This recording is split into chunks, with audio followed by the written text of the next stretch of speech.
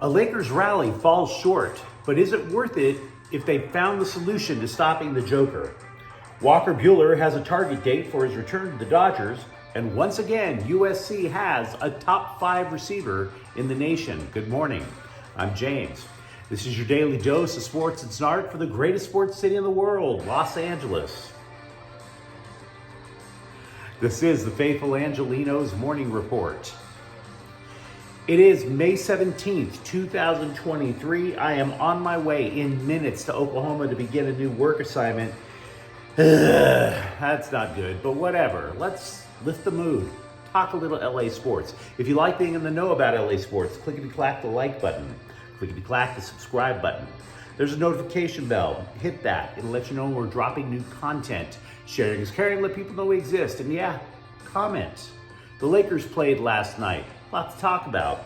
Before we go through the news and notes, look at the scoreboard. Denver 132, Lakers 126 in the first game of the best of 7 Western Conference semifinals. Denver now leads the series.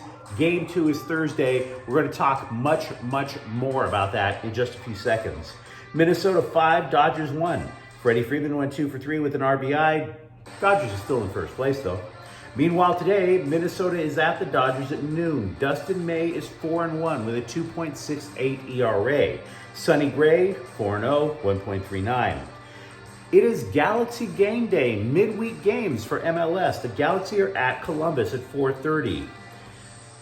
This is apparently the first match between the two teams since 2019. I'm not even sure I believe that. I got that off of the league website. And by the way, either way, I would not wish a trip on Columbus, Ohio to an enemy. Columbus sucks, but anyway. Sporting Kansas City is coming to town to play LAFC. LAFC has won 13 of its last 14 home matches. Tonight's game is at 7:30. But back to the Lakers. Look, let's not mince any words. The Lakers got punched in the mouth in the first half, straight up. Allowing 72 points in the first half, just not a good look. They got smashed on the boards especially, absolutely destroyed. 36-13 in the first half alone. The Lakers in the game still only wound up with 30 rebounds. In other words, the first half, Denver had more boards than the Lakers did the entire game.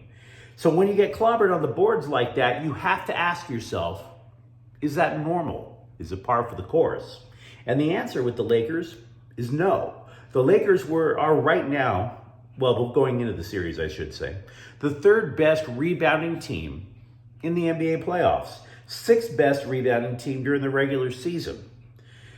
Toward the end of the 3rd quarter, because of things like that, Nikola Jokic had a triple-double. Denver built a 21-point lead on a couple of occasions in the 3rd. So you're sitting there asking yourself, what happened that led to the giant lead? And what happened that may have led to the giant rally, which almost worked? They got to within 3 points a couple of times. This is my guess. Anthony Davis didn't have a bad game. He actually wound up outscoring Jokic 40-36. But they tried to have him go one-on-one against the Joker. You can understand why, by the way. Davis is an elite defender, but Denver's offense likes to put Jokic at the free throw line because that way he could consider doing a move, trying to swerve his way down into the post, or if he has the ball at the free throw line, he's got multiple passing options up top, down at the corners below. Shooter pass, somebody cutting to the rim below, but behind him, somebody making a pick play in front of him. The problem that created for the Lakers is by doing so, automatically took Davis from the low post, where he's an elite defender, to the edge of the paint. If not even that, out of the paint. Davis is a shot blocker. He's a rebounder. Now he's far away from the basket. He couldn't do neither. And so there is Jokic. He's shooting. He's distributing. Hell, all 5 Nuggets scored in double figures. You could also argue that Coach Darvin Ham doubled down on making the Lakers look small. He sent out the wrong lineup in the start, as you could argue. Look, he was constantly adjusting against Golden State. He wound up by the end of the series having a 3-guard lineup. He had replaced Jared Vanderbilt with Dennis Schroeder. Now, if you keep Davis away from the rim with a 3-guard lineup, The Lakers wind up looking really, really small, hence the rebounding issue. So Ham changes up the defense. He has Rui Hachimura play Jokic. That allowed Davis to kind of drop back underneath him under the paint, kind of hover around. Somebody drives, Davis is there to block, shot misses, he's there to get the rebound. And all of a sudden the comeback is on. So if you're a Lakers fan, it's not fun to be down 0-1, but I would still recommend being a little optimistic.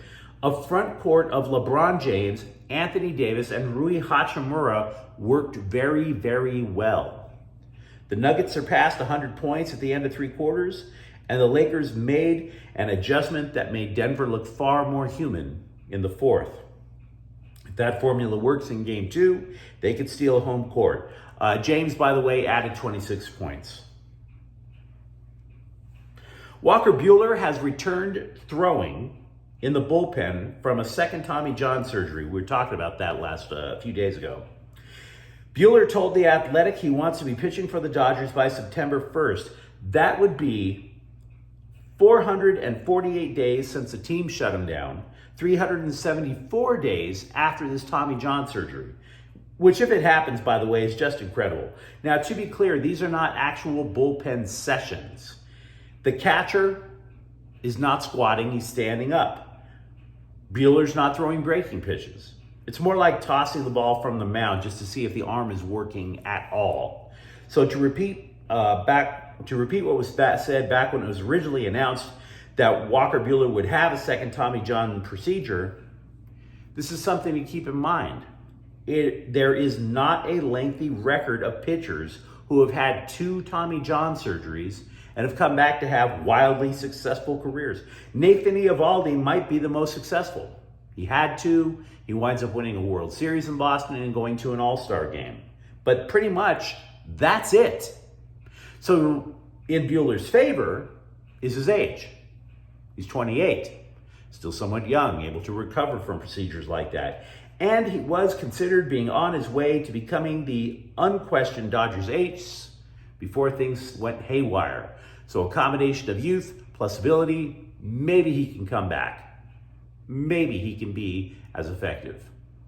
I just wouldn't put money on it. Like I said, history tells us otherwise. Catching prospect Diego Cartaya might be starting to figure things out in Double-A. He had an absolutely horrific April, but he has hit 2 home runs so far in May. Yesterday, I mentioned Trace Thompson is in an 0-for-30 slump. That doesn't tell you how far out of favor this guy has fallen in the Dodgers clubhouse. His last hit came in the 3rd game of the season against Arizona. Season's a third of the way through. Where is he? ESPN has listed USC's Dorian Singer, formerly Arizona's Dorian Singer, as one of the top wideouts in college football for the upcoming season. He was ranked 4th, actually. Now, it wasn't just somebody throwing names up against a wall. Apparently, this list was compiled by vote. Singer has, according to scribes who watched USC spring ball, he's already developed a rapport with Caleb Williams. And by the way, Mario Williams of SC also received votes for ESPN's top 10. He just didn't make the list.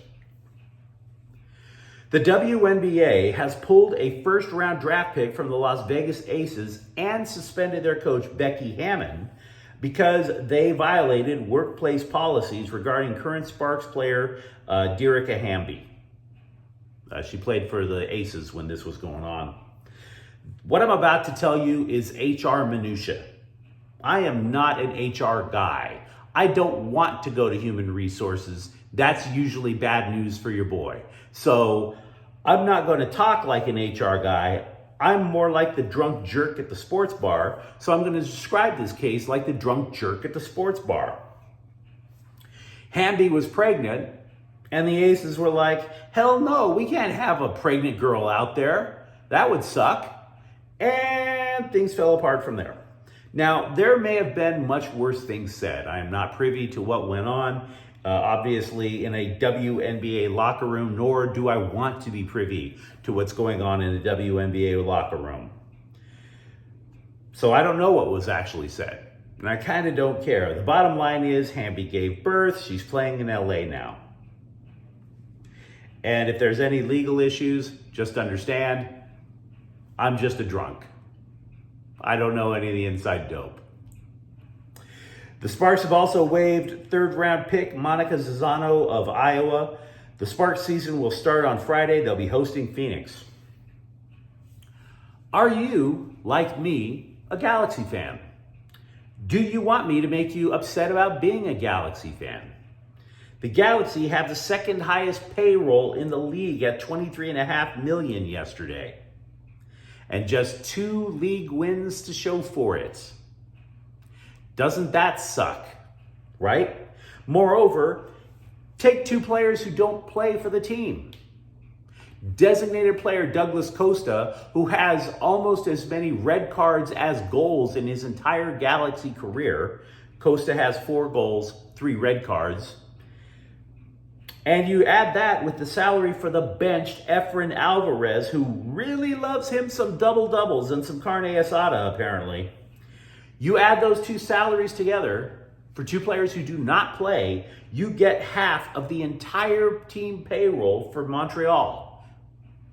How's that sound? Now, Costa may be the worst signing in the league. He has started only 19 times in 47 matches since the Galaxy signed him in the first place. He's also the 7th highest paid player in the league. 7th highest paid player in the league. Now, I could give you other examples of misspent money, but I want to illustrate a larger point. There are a group of Galaxy fans who want the team sold. The problem is not whether or not ownership is spending money to win. They're the 2nd highest payroll. They clearly are. It's just that the problem is how the money is spent.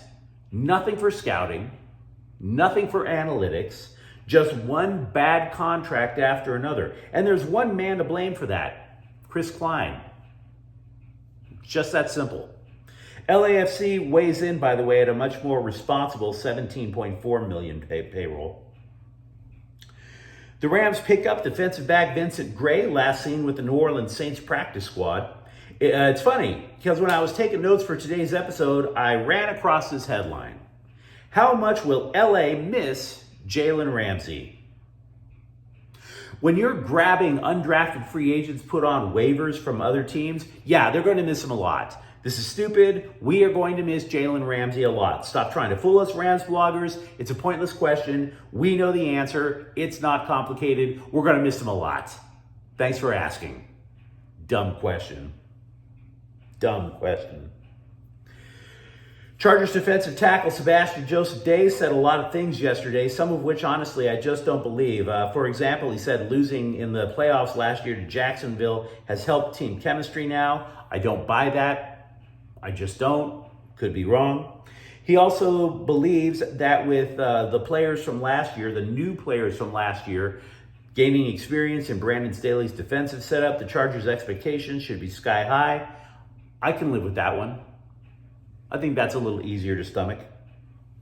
The Kings have allegedly promoted Bill Ranford. I say allegedly because it sounds like he still has the same damn job, only with a pimped out title. Ranford goes from goaltending coach to director of goaltending. Whatever, bro. It sounds the same to me. I mean, I will say this. If he can figure out what to do with Cal Peterson, we'll give him whatever title Ranford wants. El Presidente is fine with me as far as I'm concerned. You can put him in an outfit, one of those military outfits like a tin pot third world dictator. We'll change his name to Muammar Gaddafi if that's the way it is. If he wants highfalutin names, great. Solve Cal Peterson, you get my vote. But you let me know what you think in the comments thread. How bad did the Lakers look in the first half, and did they in fact find a solution? Does Walker Buehler have a shot to regain the skill that he had prior to a second Tommy John surgery? If you enjoyed this episode, don't forget to subscribe to Faithful Angelenos. We talk LA sports every single day here. Thank you for watching. I'm James. We'll be back with a rapid recap of Galaxy Soccer later tonight. Faithful Angelenos is a Quian Corte El Queso production. Take care.